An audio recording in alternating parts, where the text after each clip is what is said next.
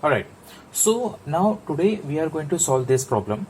What is the speciality about this problem is that they have given us an entire quadratic equation, and using this information, using this quadratic equation, we are supposed to check, we are supposed to find out the value for this unknown k.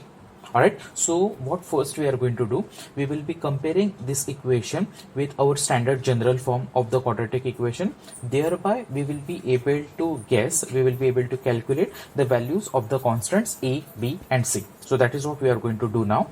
Now by comparing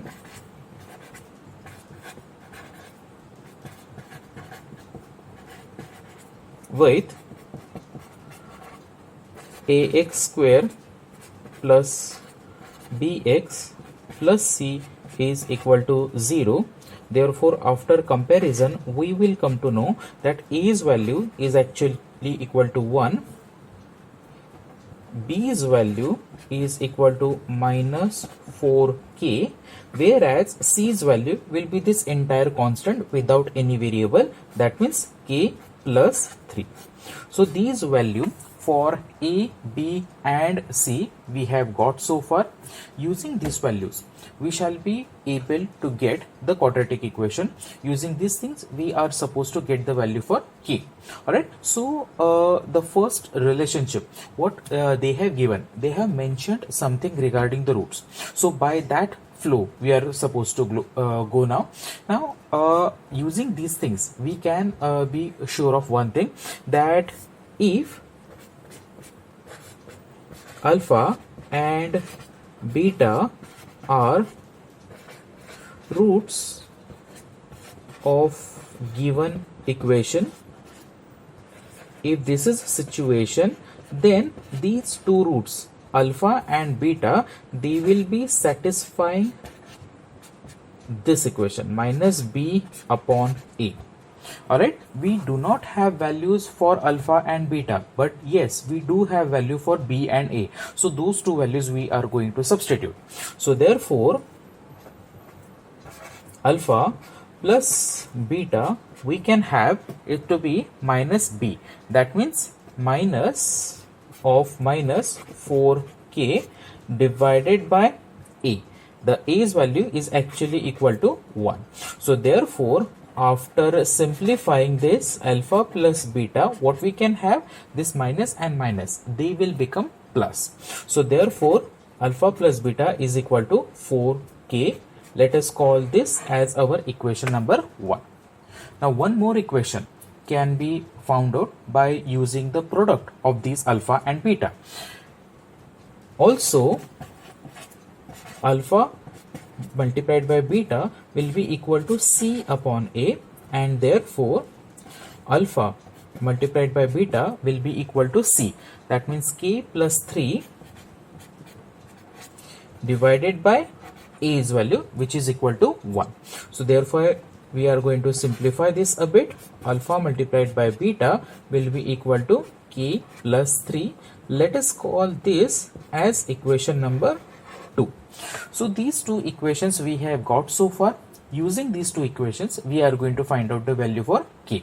Now speaking of k, they have given us a condition for k. The condition for k, what they have given is actually the sum of these roots is equal to double their product.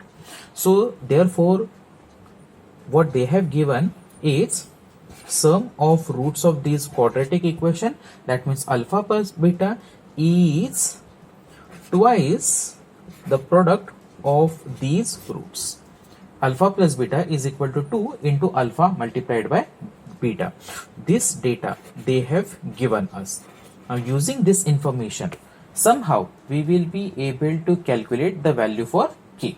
So this is a given condition. In this given condition we are going to substitute. Now alpha plus beta, what we had got, it was actually simply equal to 4k, whereas what we got as 2 into alpha into beta, that was actually equal to k plus 3. This information they had given us, and we have put our founded values in the same. Now this equation we are going to solve for k value, and therefore how exactly it will look, let us check. 4k is equal to 2 multiplied by k, that will be equal to 2k, plus 2 multiplied by 3, that will be equal to 6. I am moving all k's on one side of the equation, therefore things will look somewhat like this. 4k minus 2k is equal to 6. 4k minus 2k is equal to 2k, whereas RHS will remain the same. Now I am going to divide both the sides of this equation by 2, and therefore what we can have k's value to be equal to 3. So friends, this is actually value for the unknown k.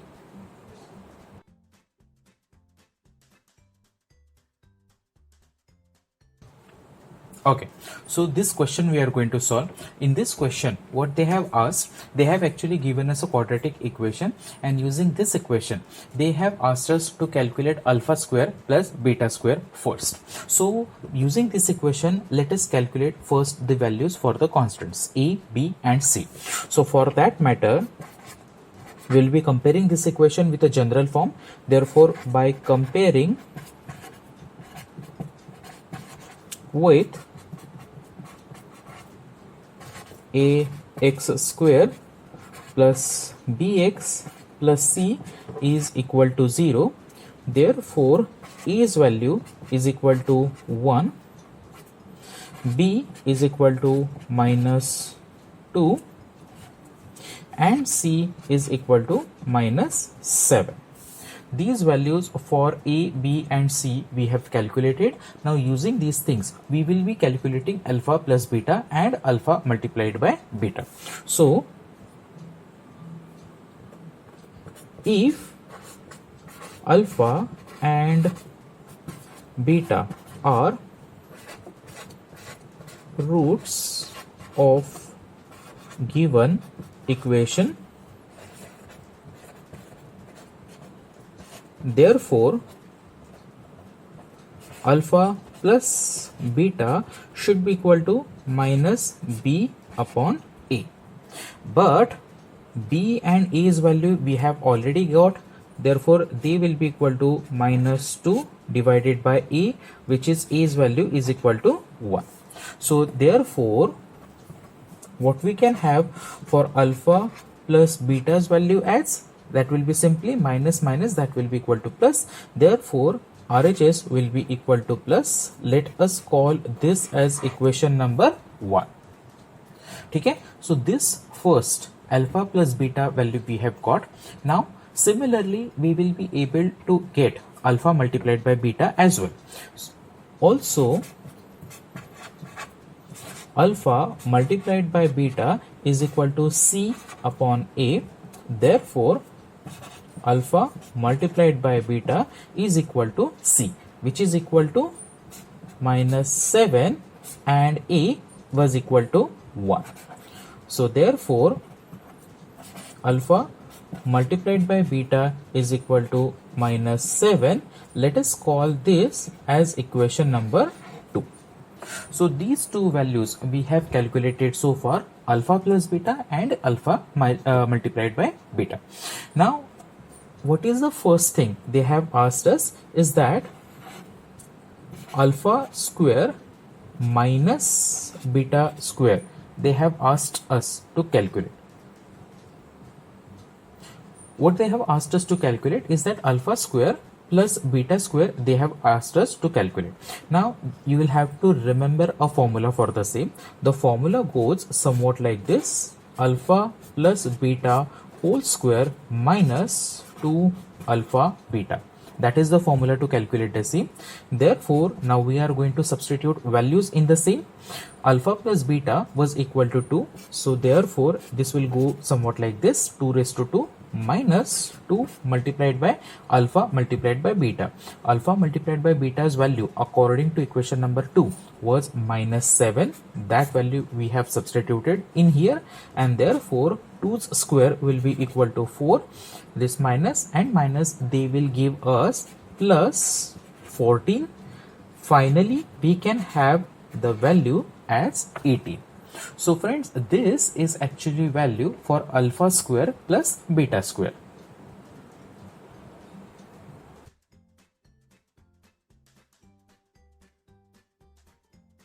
Now similar to alpha square plus beta square, they have also asked us to calculate alpha cube plus beta cube, and for that matter this is the formula we are supposed to utilize. Now we already have an idea about the values for alpha plus beta.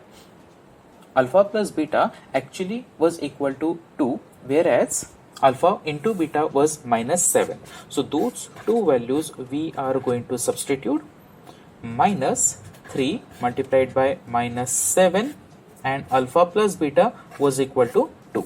Now what exactly we are going to do? We are going to simply simplify the same. Therefore 2's cube is equal to 8, minus into minus, that will give us plus. So 7 3's are 21, 21 2's are 42. So plus 42. 8 plus 42, that will give us 50. So friends, this is actually the value for alpha cube plus beta cube which we have got from the given quadratic equation.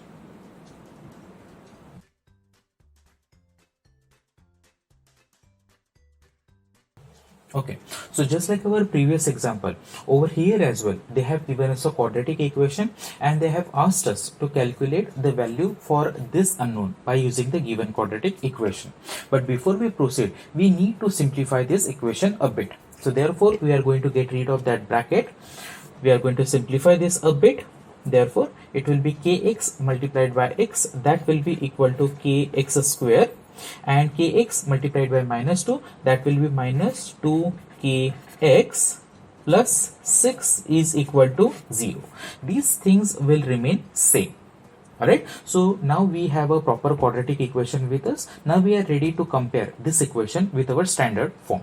So therefore, by comparing with ax square plus bx plus c is equal to 0. After comparison with this quadratic equation, we can have as a's value to be equal to k, b's value we can have it to be minus 2k, and whereas c's value we can have it to be 6. So these three values we have got so far, A, B and C. Now the clue I was talking about earlier, the clue they have given is actually the roots of this quadratic equation are real and equal. Since the roots are real and equal, we can take advantage of one thing, that their determinant is always going to be 0. Alright, so how to calculate a determinant? We are already aware about the formula of the determinant. Since determinant is equal to b square minus 4ac, this I am equating it to the 0. Why exactly we are equating it to 0? Because roots are real and equal. Now we are going to put values in this equation. So b's value we had at minus 2k, therefore minus 2k goes over here, square, minus 4 into a. A's value we had it to be k, that k I have substituted in here, multiplied by c's value. C's value was equal to 6. So these value we have substituted over here, also equated them with 0. Now we are going to simplify this step. Therefore, minus 2k square, that will be equal to 4k square multiplied by, minus 4 multiplied by 6, that will be equal to 24k is equal to 0. This is the equation we have got. Now from this equation we are going to take common. The common which we can have over here is actually equal to 4k. So therefore 4k I am taking common. What remains inside the bracket is simply k minus 6. This arrangement we have got after taking 4k common. Now one by one these two things we are going to equate it to 0. So therefore two alternative values we can have. Either 4k is equal to 0, this can be a thing, or k minus 6 is equal to 0. One by one, both the values we are going to calculate. Therefore, k is equal to 0. From where exactly we have got k is equal to 0? From here. Both the sides will be divided by 4. Or else, if we send this 6 on the other side, therefore k's value can be equal to 6. Therefore, these are the two possible values for k which we have received from the given quadratic equation. But the most important thing over here is that we cannot go ahead with this value, k is equal to 0. Why exactly we cannot go ahead with that k is equal to 0's value? Reason behind the same is that if had k been equal to 0, then this entire term would have been nullified. Alright, that means this quadratic equation would have reduced to simply 6 is equal to 0, which is mathematically absurdity, which is mathematically untrue. Let me put this in another way. Had this k been equal to 0, then this term exactly will be equal to 0. Alright, that means there will be absolutely no term having power 2 of the variable in this entire equation. If this is a situation, this would not have been a quadratic equation. So basically, having k is equal to 0 is not possible. So that is what we are going to write. But k is not equal to 0. Therefore, only one value for k we can have. That means k is equal to 6.